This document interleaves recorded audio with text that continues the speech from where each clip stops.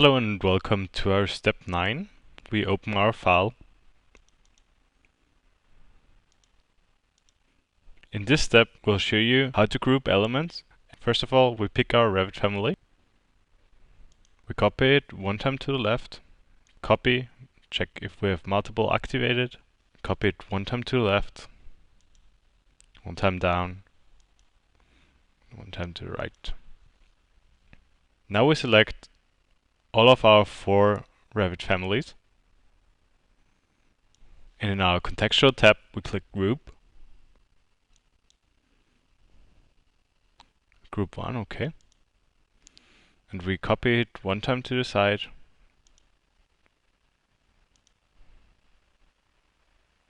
And one time down. Groups in Revit architecture are very useful because if you make changements in one group, it will affect all groups of the similar type. So we will select one group and we click Edit Group. And now we change the element properties of our Revit families. Deselect third desk. And if you click Finish now, you'll see all of our groups have been changed. Now we are going to copy a group to the right side again. Click Copy. Move it over to the right side. We are going to duplicate our group now, so we select it and click Edit Type in our Properties palette. And click here Duplicate, Group 2, OK. OK. This is a different group, so if we make changes in that group, it only will affect that group. We click now Edit Group, and we'll show you 2 possibilities how to remove elements from a group. If you delete a Revit element from a group, it also will be deleted from the project. So we select one element, and with the Delete button, we delete it. We click now Remove, and select one Revit element. And if you remove a Revit element, it will remain in the project, but excluded from the group. So we now finish our group, and we copy our group 2 times to the left side.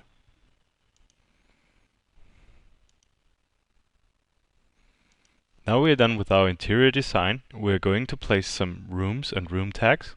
In our Home tab, we pick Rooms, Room, and we place the first room in our conference area. We zoom in a little bit. We rename that room to Conference.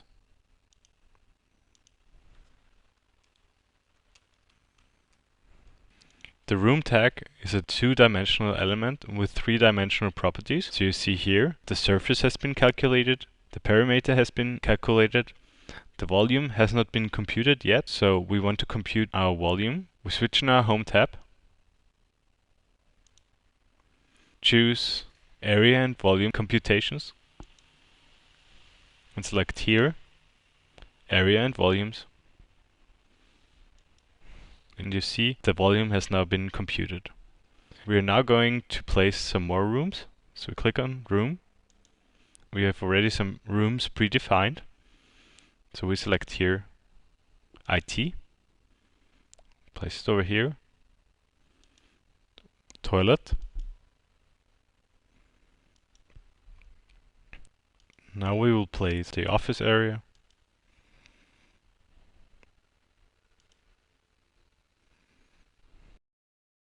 On the right side, if you click the boundaries of our toilet, you see only the entrance area is calculated. Our calculation also should include the other 2 rooms. So we select these 2 walls. And in the properties, we demark room bounding. And if we now click our boundaries again, you see the whole room is now calculated.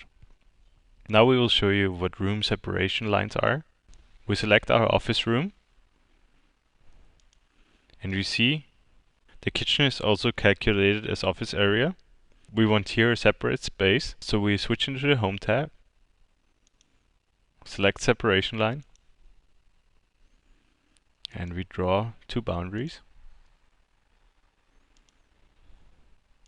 If we click on our office room again, you see the kitchen area has been excluded from the calculation. So now we are ready to place our kitchen room. Place it.